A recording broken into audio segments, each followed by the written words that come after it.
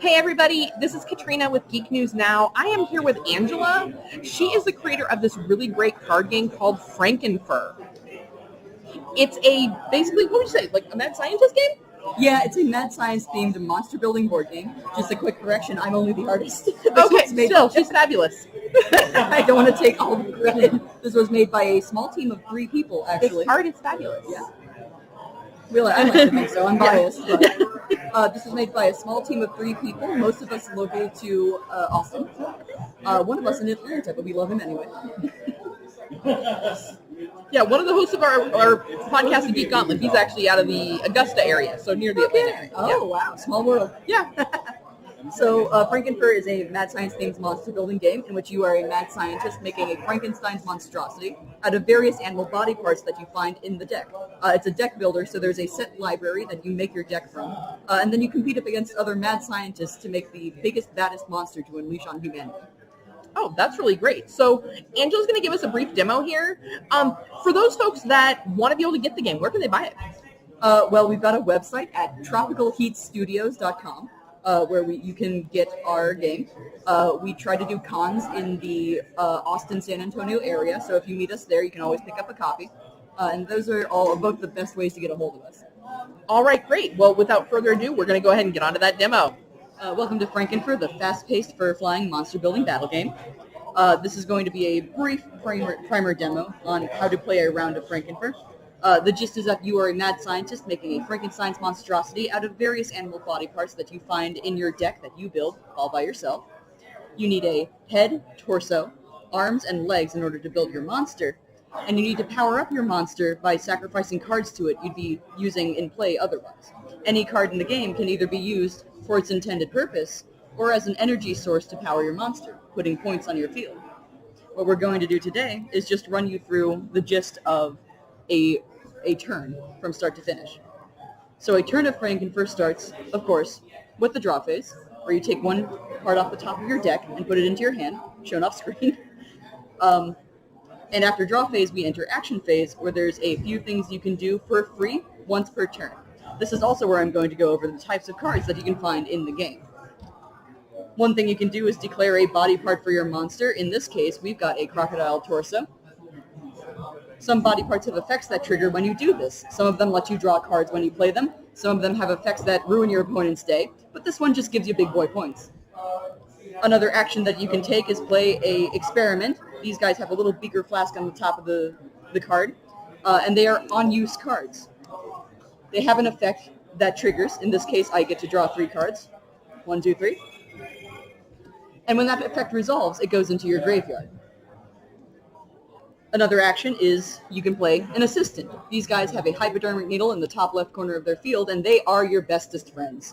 When you play them onto the field, they stay with you until something removes them. An opponent's attacks, a card effect, what have you. Assistants also have effects that stay with you as long as they are on your field. In this case, this guy allows me to search my deck for a body part that is red, purple, or orange.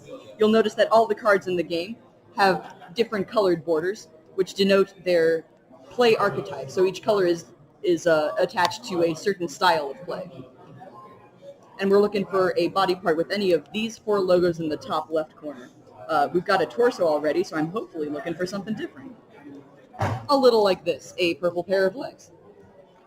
That goes into my hand, and as long as this guy is on my field on the next turn, he lets me do that whole move over again. This last thing is called energizing, and it's how you get points on the field towards winning the game.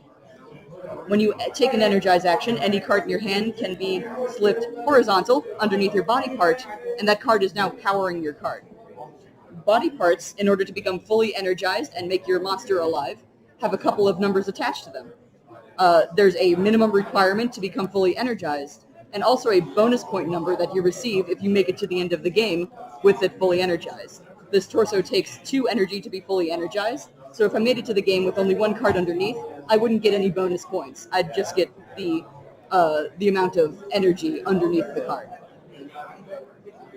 These are all actions you can take during your action phase, and are the primary core loop of Frankenfur. As long as you remember these actions, You have basically a sure shot way to get from one end of a turn to another. You end a game of Frankenfur by having at least one player reach a fully energized monster. That would be all 4 body parts on the field, and all of them with the required amount of cards. In the case of this torso 2, in a lot of the cards, it's going to be 2. The first person to reach a fully energized monster initiates Doomsday for the last 3 rounds of the game, initiated by saying, "It's alive!" in your best mad scientist voice. Doomsday is the last 3 rounds, starting with the person who goes after the one who initiated Doomsday. Let's say your opponent. Your opponent takes 1 turn, then you take 1, and that goes back and forth until you get the 3rd and final turn of the game. That is your reward for reaching your monster the fastest.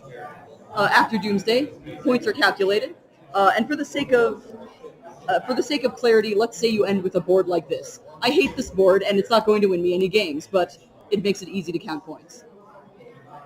You count points by, number 1, taking the voltage points, this number at the bottom, of your assistants, the voltage points of all horizontal energy on the field, and the bonus points attached to any body parts that you have fully energized. This would be a 7, a 5, a 7, and an 8. This would be a 26-point board.